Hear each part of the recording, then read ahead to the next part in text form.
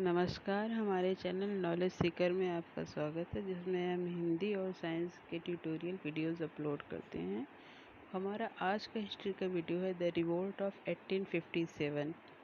हमारे चैनल को सब्सक्राइब करें और अगर आपको हमारा ये वीडियो पसंद आता है तो इसे लाइक और शेयर ज़रूर करें। सन 1857 का विद्रोह, जिसे प्रथम भारतीय स्वतंत्रता संग्राम, सिपाही विद्रोह और भारतीय विद्रोह के नाम से भी जाना जाता है, ब्रिटिश शासन के विरुद्ध एक सशस्त्र विद्रोह था। यह विद्रोह 2 वर्षों तक भारत के विभिन्न क्षेत्रों में चला। इस विद्रोह का आरंभ छावनी क्षेत्रों में छोटी झड़पों और आगजनी से हुआ था, परंतु जनवरी महीने तक इसने एक बड़ा रूप ले लिया। विद्रोह का अंत भारत में ईस्ट इंडिया कंपनी के शासन की समाप्ति के साथ हुआ और पूरे भारत पर ब्रिटिश राज का प्रत्यक्ष शासन आरंभ हो गया, जो अगले 90 वर्षों तक चला। सन 1857 के विद्रोह के विभिन्न राजनीतिक, आर्थिक, धार्मिक, सैनिक और सामाजिक कारण बताए जाते हैं। कई इतिहासकारों का मानना है कि उस समय के जनमानस में यह धारणा थी कि अंग्रेज उन्हें जबरदस्ती या धोखे से ईसाई बनाना चाहते हैं, और यह बात पूरी तरह से गलत भी नहीं थी। कुछ कंपनी अधिकारी धर्म परिवर्तन के कार्य में जुटे थे, हालांकि कंपनी ने धर्म परिवर्तन को स्वीकृति कभी नहीं दी। कंपनी इस बात से अवगत थी कि धर्म पारंपरिक भारतीय समाज में विद्रोह का एक कारण बन सकता है। इससे पहले 16वीं सदी में भारत और जापान से पुर्तगालियों के पतन का एक कारण यह भी था कि उन्होंने जनता पर ईसाई धर्म लादने का प्रयास किया था।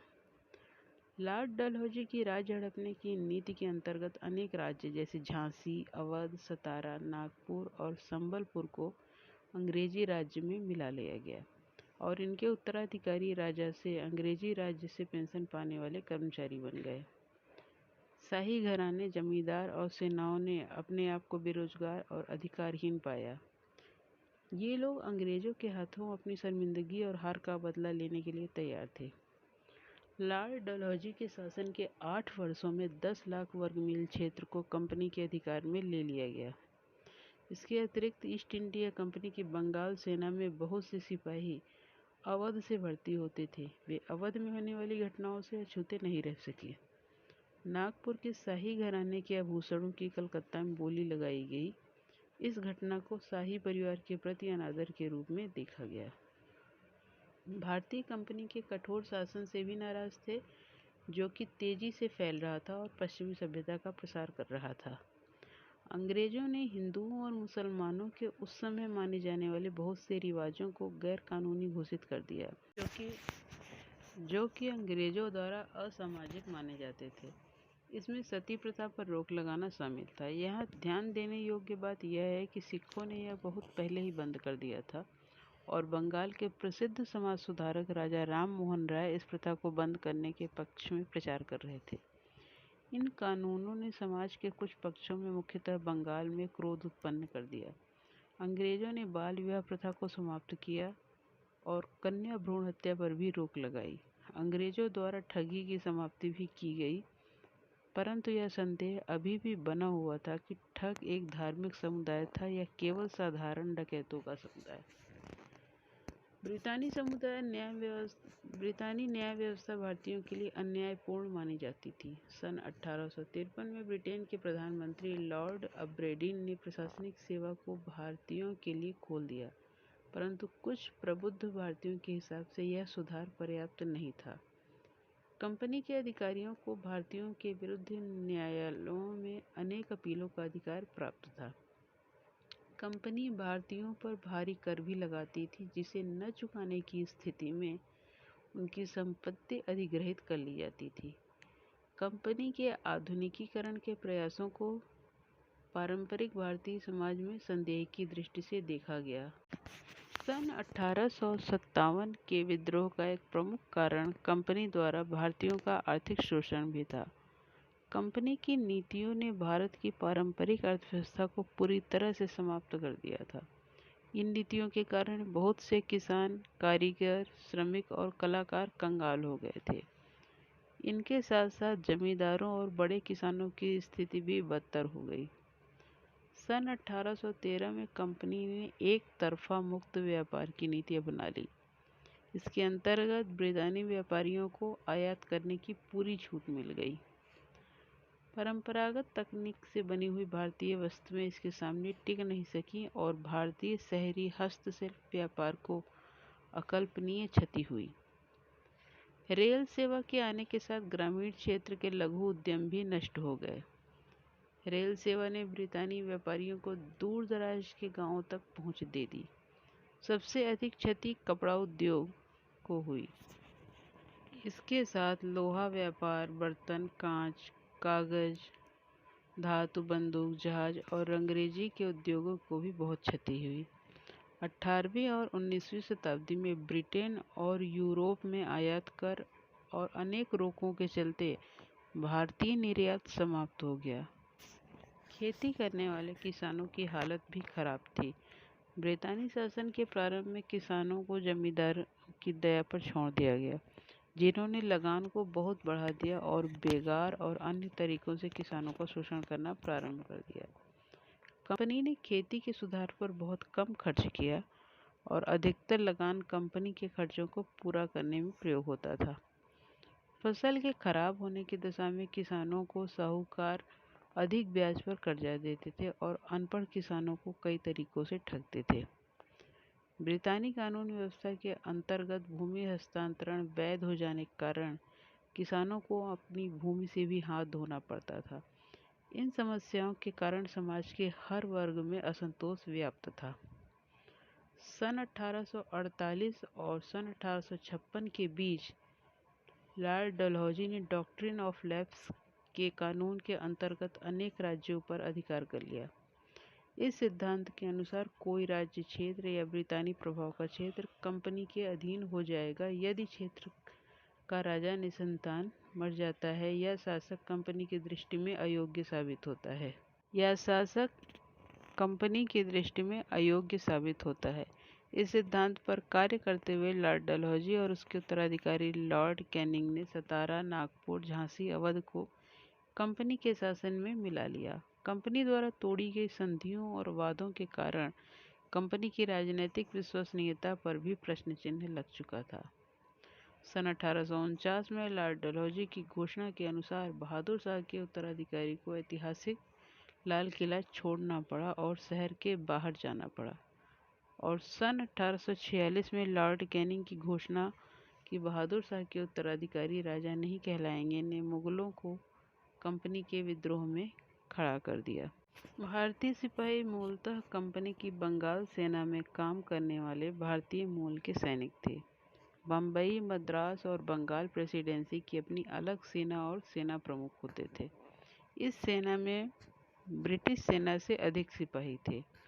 सन 1857 में इस सेना में 2,57,000 सिपाही थे। बम्बई और मद्रास प्रेसिडेंसी की सेना में अलग अलग क्षेत्रों के लोग होने के कारण ये सेनाएं विभिन्नता से पूर्ण थीं। इनमें किसी एक क्षेत्र के लोगों का प्रभुत्व नहीं था, परंतु बंगाल प्रेसिडेंसी की सेना में भर्ती होने वाले सैनिक मुख्यतः अवध और गंगा के मैदानी इलाकों के अधिकांश गुर्जर थे।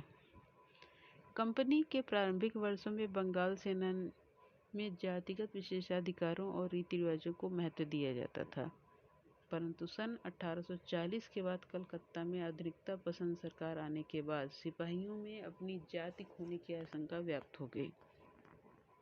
सेना में सिपाहियों को जाति और धर्म से संबंधित चिन्ह पहनने से मना कर दिया गया था। सन 1856 में एक आदेश के अंतर्गत सभी नए भर्ती सिपाहियों को विदेश में कुछ समय के लिए काम करना अनिवार्य कर दिया गया। सिपाही धीरे धीरे सेना के जीवन से विभिन्न पहलुओं से असंतुष्ट हो चुके थे। सेना का वेतन कम था। भारतीय सैनिकों का वेतन महज 7 रुपये प्रति माह था और अवध और पंजाब जीतने के बाद सिपाहियों का भत्ता भी समाप्त कर दिया गया था। एनफील्ड बंदूक के बारे में फैली अफवाहों ने सिपाहियों की आशंका को और बढ़ा दिया। एनफील्ड बंदूक में गोली दागने की आधुनिक प्रणाली का प्रयोग किया गया था, परंतु बंदूक में गोली भरने की प्रक्रिया पुरानी थी। नई एनफील्ड बंदूक बनने के लिए कारतूस को दांतों से काटकर खोलना पड़ता था और उसमें भरे हुए बारूद को बंदूक की नली में भरकर कारतूस को डालना पड़ता था। कारतूस का बाहरी आवरण में चर्बी होता था जो कि उसे पानी की सीलन से बचाता था। एक और अफवाह जो कि उस समय फैली हुई थी, कंपनी का राज्य सन 1857 में प्लासी के युद्ध से प्रारंभ हुआ था और सन 1857 में 100 वर्षों बाद समाप्त हो जाएगा। चपातियाँ और कमल के फूल भारत के अनेक भागों में वितरित होने लगे। ये आने वाले विद्रोह के लक्षण थे।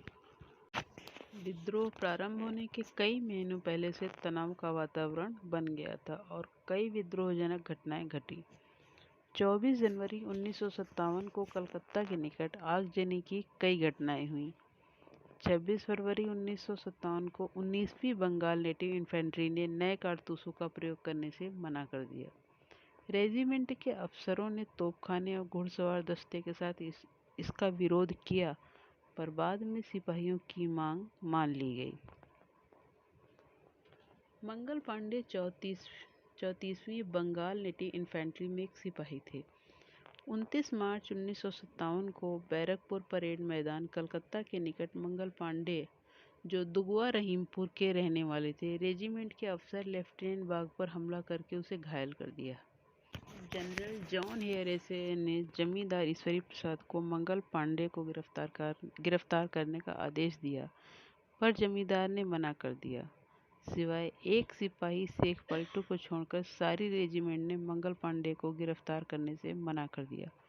मंगल पांडे ने अपने साथियों को खुलेआम विद्रोह करने के लिए कहा, पर किसी के न मानने पर उन्होंने अपनी बंदूक से अपना प्राण लेने का प्रयास किया, परंतु वे इस प्रयास में केवल घायल हुए। 6 अप्रैल 1957 को मंगल पांडे का कोर्ट मार्शल कर दिया गया और 8 अप्रैल को फांसी दे दी गई। सन 1857 की क्रांति का बिगुल 10 मई 1857 को मेरठ से फूंका गया था, जिसमें अहम भूमिका अमर शहीद कोतवाल धन सिंह गुर्जर ने अदा की थी। 10 मई को धन सिंह कोतवाल के आदेश पर ही हजारों की संख्या में भारतीय क्रांतिकारी रातों रात मेरठ पहुंचे थे। अंग्रेजों के खिलाफ बगावत की खबर मिलते ही आसपास के गांव के हजार ग्रामीण भी मेरठ के सदर कोतवाली क्षेत्र में जमा हो गए थे।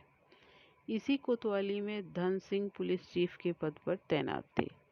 10 मई को धन सिंह ने योजना अनुसार बड़ी चतुराई से ब्रिटिश सरकार के वफादार पुलिसकर्मियों को कोतवाली के भीतर चले जाने और वहीं रहने का आदेश दिया।